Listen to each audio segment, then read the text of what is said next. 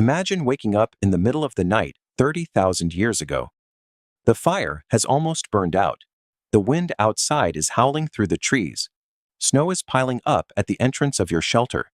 The temperature is far below freezing, and the only thing between you and death isn't a heated house, a thick winter coat, or a furnace. It's a few animal skins stitched together with bone needles and the people sleeping beside you. Now imagine something even stranger. For most of human history, there were no insulated jackets, no wool sweaters, no thermal underwear, no waterproof boots, no central heating. Yet humans somehow spread into some of the coldest places on Earth. They crossed Ice Age Europe. They survived Siberian winters. They reached regions where temperatures regularly dropped below -30 degrees Celsius. So how did they do it?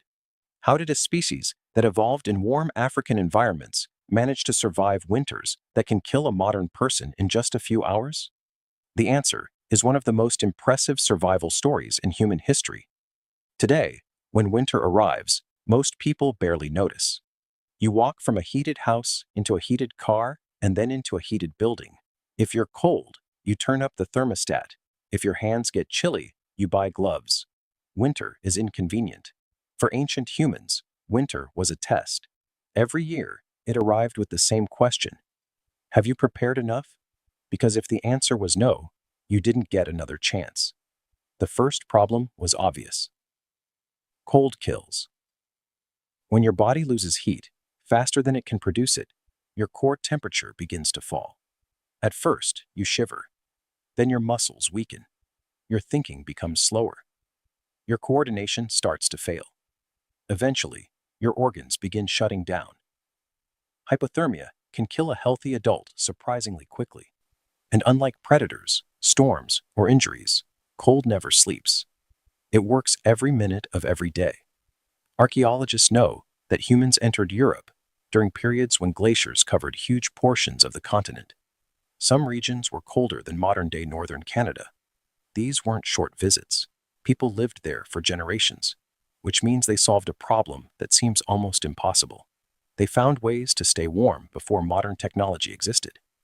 The first solution wasn't clothing, it was each other. Humans are social animals, but during winter, sociality became a survival strategy. If you've ever shared a bed on a cold night, you've already experienced this. Multiple bodies create a shared pocket of warmth. Every person produces roughly 100 watts of heat while resting. Put 10 people together inside a sheltered space, and suddenly, you're generating the equivalent of several bright light bulbs worth of warmth. That heat matters. Researchers studying traditional hunter-gatherer groups have found that sleeping close together dramatically reduces heat loss during cold nights.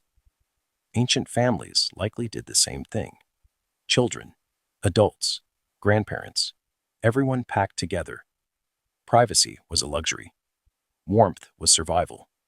But body heat alone wasn't enough. The next weapon against winter was fire, and it's difficult to overstate how important fire really was. Fire wasn't simply warmth, it transformed entire environments. A cave that would otherwise be freezing became habitable. Wet clothing could be dried. Frozen food could be cooked. Dangerous predators often avoided firelight. In many ways, fire created an artificial summer inside the darkness of winter. Archaeological evidence suggests that humans were maintaining fires hundreds of thousands of years ago. Some sites show repeated use of the same hearths over incredibly long periods. People weren't just making fires, they were managing them, protecting them, planning around them. Entire daily routines revolved around keeping flames alive, because during winter, losing your fire could be catastrophic. Imagine spending days gathering fuel, building shelter, and preserving food, only to watch your last ember die during a snowstorm. You might not get another opportunity to relight it. That's why ancient people often stored extra fuel, carried embers between camps, and carefully protected fires from wind and moisture. One mistake could cost lives, but eventually, humans discovered something even more powerful than fire: clothing. Now, when most people think about prehistoric clothing, they imagine crude animal skins thrown over shoulders. The reality was far more sophisticated. Archaeologists have discovered bone needles dating back tens of thousands of years. These needles have carefully drilled eyes almost identical in function to modern sewing needles. And that tells us something important. People weren't simply wrapping hides around themselves. They were tailoring them. Fitted clothing traps warm air close to the body. Loose hides do not. This difference can mean survival. Scientists studying Ice Age migrations have pointed out that humans probably couldn't have entered some northern environments without advanced clothing technology. The cold was simply too extreme. At some point, someone figured out how to cut, shape, and stitch hides into garments that dramatically improved insulation.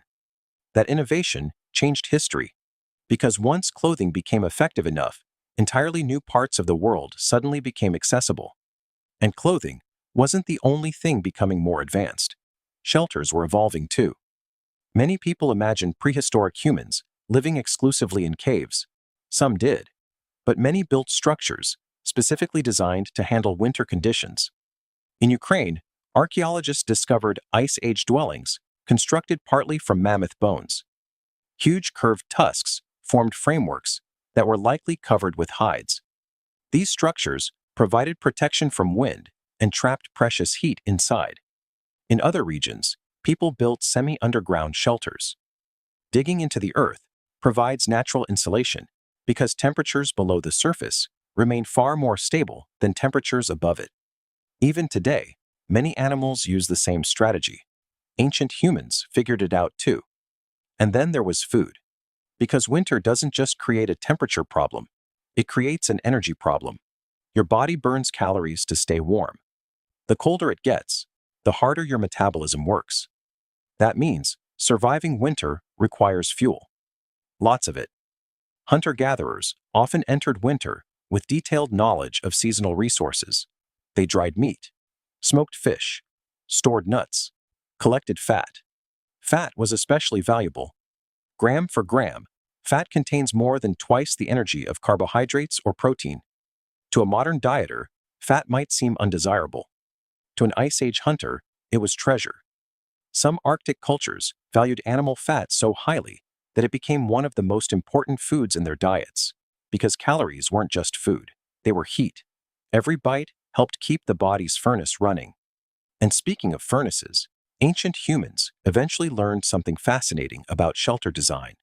Small spaces are easier to heat. This sounds obvious today, but it's an important principle. A giant shelter may seem impressive, but it requires enormous amounts of energy to warm. A smaller shelter concentrates heat. Many prehistoric winter shelters appear surprisingly compact for exactly this reason. People weren't maximizing comfort. They were maximizing efficiency. Every degree mattered. Every piece of fuel mattered. Every calorie mattered. But perhaps the most remarkable adaptation wasn't physical at all. It was mental. Winter changes behavior. When hunting becomes harder and daylight becomes shorter, people spend more time together. And when people spend more time together, something interesting happens. They talk. Anthropologists studying traditional societies have repeatedly found that long evenings often become periods of storytelling, teaching, and social bonding. Around a fire, older members share knowledge. Younger members learn. Skills are demonstrated. Mistakes are remembered. Stories are passed down. During winter, information becomes a resource just as valuable as food. Knowing where animals migrate. Knowing which plants remain edible. Knowing how to recognize dangerous weather. That knowledge can save lives. And unlike food, it grows when shared. Some researchers believe that long periods spent together during difficult seasons may have played a major role in the development of human culture itself. Winter forced cooperation. Cooperation strengthened communication. Communication strengthened survival. It's a cycle that may have shaped who we are today. And here's something many people don't realize. Winter wasn't always humanity's enemy. Sometimes it was an advantage. Snow preserves tracks remarkably well. A skilled tracker can learn an incredible amount from fresh footprints. What animal passed through, how many there were, how long ago they traveled, whether they were moving quickly or slowly. Winter landscapes often function like giant natural maps. Hunters who understood those signs gained enormous advantages. Frozen ground also made travel easier in certain regions. Swamps became solid. Rivers became roads. Entire routes that were impossible during warmer months suddenly opened. The season that seemed most hostile could also create opportunities, but only for people prepared to exploit them. And preparation was everything. That's really the story of how humans survived winter without warm clothes. They didn't rely on a single solution. They relied on dozens: fire, shelter, cooperation, food storage, tailored clothing, storytelling, planning, knowledge. Each strategy alone wasn't enough. Together, they formed a system